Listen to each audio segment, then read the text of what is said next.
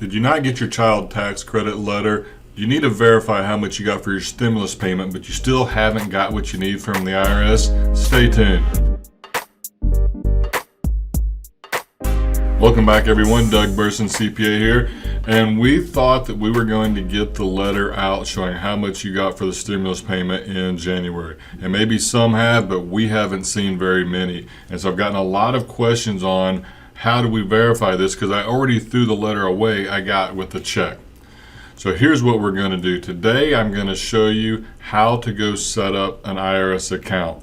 And if you're on my email list, I'm also going to send you a PDF copy of how to do this step by step to help you along the way. If you aren't on my email list, go ahead and there's a link down below this video. Go ahead and subscribe to the channel, add to the email list, and then we can go ahead and get you a copy of that out as well to help you out. So with that, let's go ahead and get started. Okay, here we are. We're at the IRS.gov website. And before we get started, there's a couple things you need to know. One, you're going to have an internet connection. Two, you're going to need a phone so that you can take a picture of yourself. And three, you're going to need some form of identification, passport, driver's license, so that they can verify you are who you say you are. So if you don't have that, go ahead and stop the video, get those things, and also remember, you can also have this PDF from us, which will also help you step by step, but go ahead and get that, and then we'll go from there. Okay, so now you're back, you've got what you need. Right here in the middle of the screen, it says sign into your account. This is where you're going to go, sign into your account.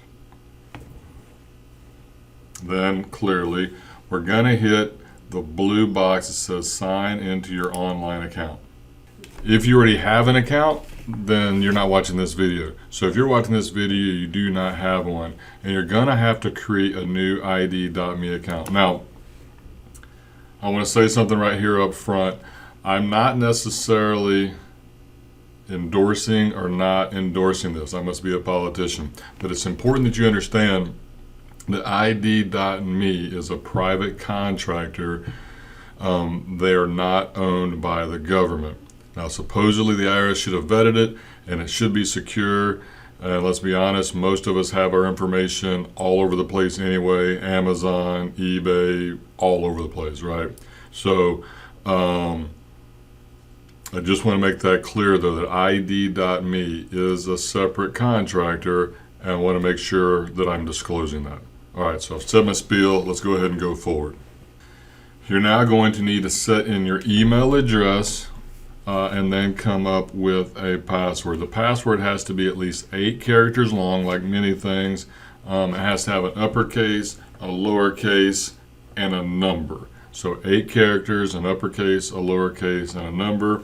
And then you're going to go ahead, accept the terms, and create an ID.me account by clicking this button right here. Once you've successfully done that, you're going to hit continue. You should then receive an email, and it should come pretty quickly. Those of you who did this with me last year on the old system, it was a lot slower. This is supposed to be a lot better. There we go. I did get it within seconds. At this point, you get to choose an MFA option. I generally prefer text message or phone call. You can do something else, but I want to get an alert right on my phone if somebody's trying to touch my account. So I want that to go right to my cell phone. That's my logic. You can use whichever one you prefer, but a lot of these other ones you probably don't have the proper equipment anyway, so for most of you this is also going to be the best answer. All right, there's my code.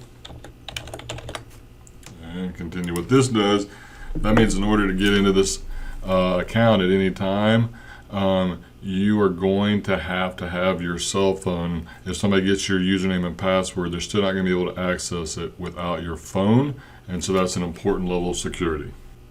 You're going to have a special security code.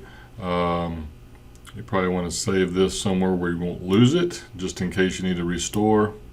At this point, you have to upload a photo of your license, or your license most likely is what most of you are going to have. Take a copy of it, scan that, drag that in, and then you will go ahead and get verified.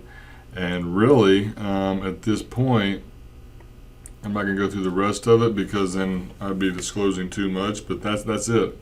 You're going to add a picture of your photo, go on to the next screen, and then it's probably going to verify that you are who you say you are, as well as take a picture of yourself so that it can match the photo of your ID to the photo that's current and live, and see that you are who you are. And then that's it. You now have an ID.me account, and at that point you will be able to log into the IRS's website and go right to looking at your stuff. So that's how you set up an account. I just wanted to go through that. Maybe another day we'll go through and show you how to access the different records. I think that would also be a good video, but this is the setup. I hope that's helpful.